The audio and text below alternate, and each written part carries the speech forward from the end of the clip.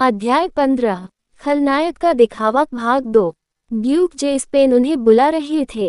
इसका एक ही मतलब हो सकता है। ड्यूक के परिवार में हर किसी को कल तक इस घटना के बारे में सब कुछ पता चल जाएगा।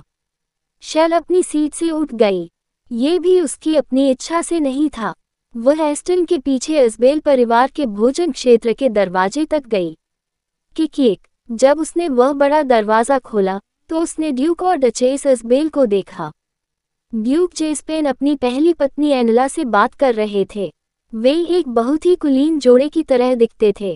क्या ऐसा नहीं लगता कि वह हम दोनों को शादी के लिए मनाने की कोशिश करेगा? बिना सलाह के ऐसे ही।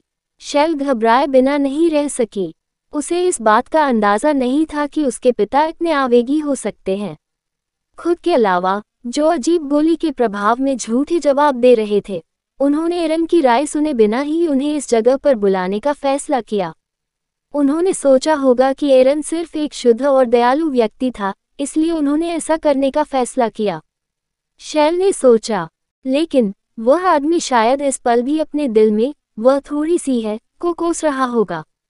हाँ, उसका अपना मंगेतर एरन वास्तव में एक दुष्ट व्यक्तित्व वाला व्यक्ति था। शेल और एरन बैठ गए। तब शेल की माँ एनला इज़बेल ने पूछा, क्या तुम्हें सचमुच एरन पसंद आया, शेल? हाँ, मुझे यकीन है।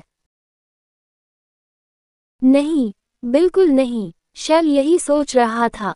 निस्संदेह उसके मुंह से केवल झूठ ही निकला। एनला के मुंह के कोने भी ड्यूक जेस्पेन की तरह ऊपर चले गए और नीचे नहीं आ सके। आखिरकार मैं अपने पोते पोतियों से मिलूंगा, यह उन दोनों का विचार था। डचेस का प्रश्न, सेल का उत्तर और एरन की चुप्पी। अगली कुछ बातचीत उसी की पुनरावृत्ति थी। भोजन समाप्त होने के बाद एरन ने अचानक शेल का हाथ पकड़ लिया और कहीं शांत स्थान पर चला गया। तो समझाओ कि क्या हुआ। बेशक, सेल जवाब नहीं दे सका। ऐसा इसलिए था क्योंकि दवा अभी भी प्रभावी थी। क्या तुम सच में मुझे पसंद करते हो? हाँ, मैं तुम्हें चाहता हूँ। शेल अपनी जीभ काटकर मरना चाहती थी। ये व्यक्ति ऐसा सवाल क्यों पूछ रहा है? तुम मुझे कितना पसंद करते हो? मैं तुमसे इतनी नफरत करता हूँ कि तुम्हें मार डालना चाहता हूँ। लेकिन जवाब उस तरह नहीं आया। मरते दम तक तुमसे प्यार करूँगा। क्या ऐसा है? एरन मुस्कुराया। इसमें कुछ गड़बड़ थी। आप घबराने के बजाय मेरा मजाक क्यों उड़ा रहे हैं? तो तुमने वह अजीब दवा क्यों ली? आपको पता था कि? एरन के शब्दों से साबित हुआ कि वह जानता था कि वह गोलियों के कारण ऐसा कर रही थी। मैं तुम्हें इतने से ही जाने दूंगा। एरन से धीमी हवा चली। फिर शार्ल्स का शरीर हल्का महसूस हुआ। अंततः वह दवा के प्रभाव से मुक्त हो गई। क्या आप जानते हैं? हाँ, तुमने वह क्यों खाया? शेल चुप रहा और एरन की ओर देखता रहा। फिर भी उसे अंदर से राहत महसूस हुई। यदि एरन ने दवा के प्रभाव में रहते हुए ये प्रश्न पूछा होता तो वह क्या करती?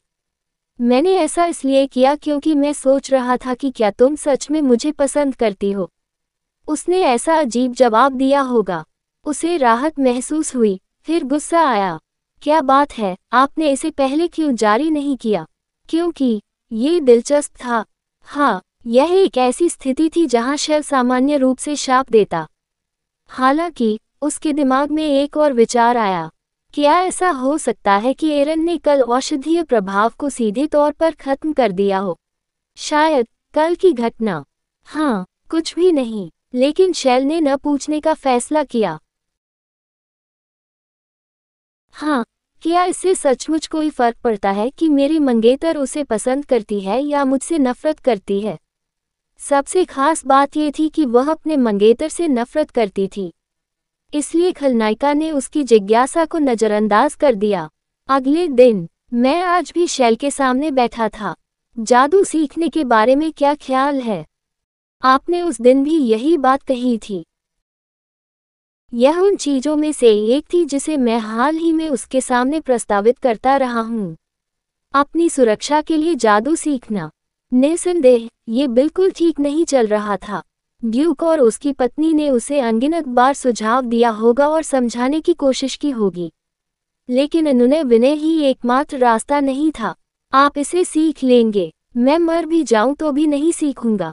भले ही आपका मंगेतर, जिसे आप बेहद प्यार करते हैं, इसकी अनुशंसा करता है। खलनायक ने उन शब्दों के लिए मेरी ओर घूर कर देखा। फिर उसने कहा, मुझे क्षमा करें, और हंसते हुए आगे बोली, क्या मैंने ऐसा कहा? हाँ, तुमने किया। उफ, मुझे याद नहीं आ रहा। वह एक दुष्ट महिला थी जिसने उसकी बातों को मानने से इनकार कर दिया। तो मैंने अपनी आस्तीन से कुछ निकाला। क्या आपको पता है कि यह क्या है? वह मेरा सर्प गोला है। नहीं, यह अब मेरा है। क्या? मैं उसके सवालों का जवाब नहीं देने वाला था। सर्प गोला मेरे लिए ऐसा करेगा।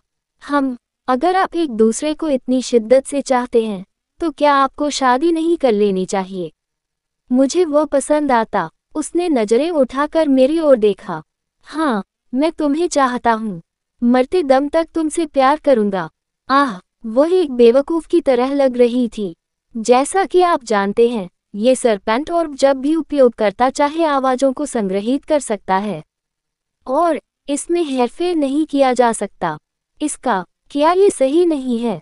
हाँ, ये खलनायकी के पुनर्वास का एक कदम था। खलनायकी से निपटने के लिए आपको उसकी कमजोरी को पकड़ना होगा और डराने धमकाने का प्रयोग करें। कहानी खत्म। अलविदा।